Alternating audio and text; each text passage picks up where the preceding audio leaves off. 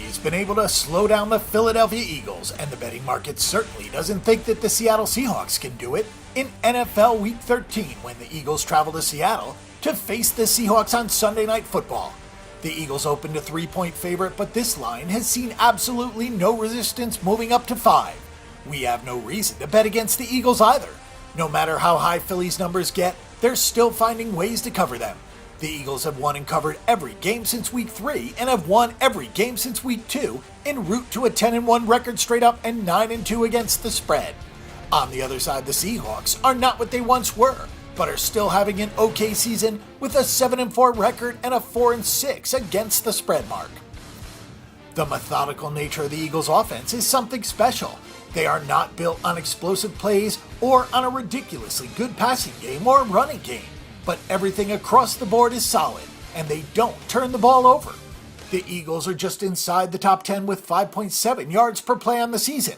Carson Wentz has a 28-5 touchdown interception ratio with a fairly pedestrian 60.2% completion rate. The lower completion percentage is acceptable in this case because it goes along with very few interceptions, and that is Wentz's style.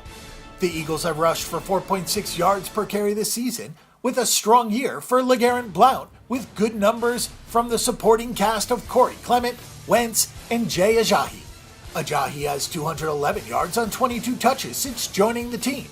Doug Peterson and Frank Reich know how to put people in positions to succeed, and nobody has succeeded more than the Eagles this year.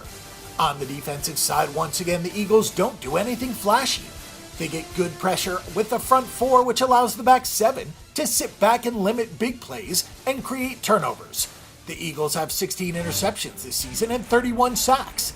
Unlike teams that have to use exotic blitz packages that sometimes leave the corners and safeties exposed, the Eagles simply let the front four eat, and it has allowed them to limit the opposition to 4.8 yards per play.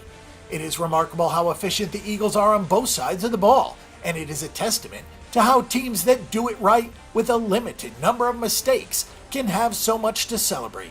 It has not been pretty by any means, but the NFL is still a league where talent and coaching win out, and not many are better than Pete Carroll. If you apply a lot of context to the Seattle Seahawks, Russell Wilson should be a unanimous MVP. Wilson has willed this team to a 7-4 record in the face of bad offensive line play and a ridiculous amount of defensive injuries.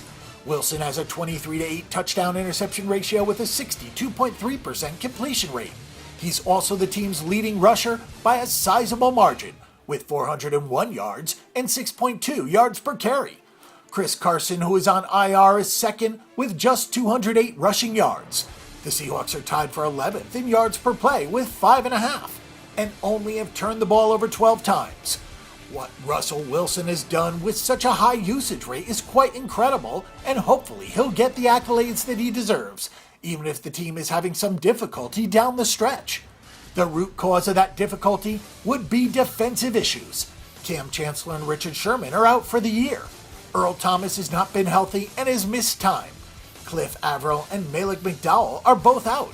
Every level of this defense has run into some sort of major injury, and usually more than one.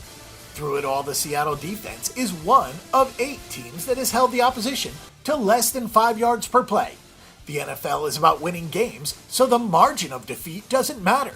So for Seattle, they've done just enough by patching together a defensive lineup and with superhuman efforts from Russell Wilson. A friendly schedule hasn't hurt either, as most of their schedule has been made up of teams that are bad or have regressed. We're done stepping in front of the Philadelphia Eagles train for now. The Seahawks' defensive injuries have shown up against better teams, and you can't hide anything from the Eagles with the way that they're playing. Our pick and prediction is for Philadelphia at -5.